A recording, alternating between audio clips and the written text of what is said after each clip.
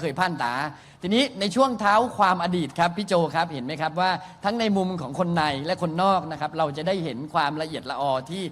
เสริมกันผมไม่ได้บอกว่าแตกต่างกันนะครับขอพลังทุกพลังทั้งกายและใจ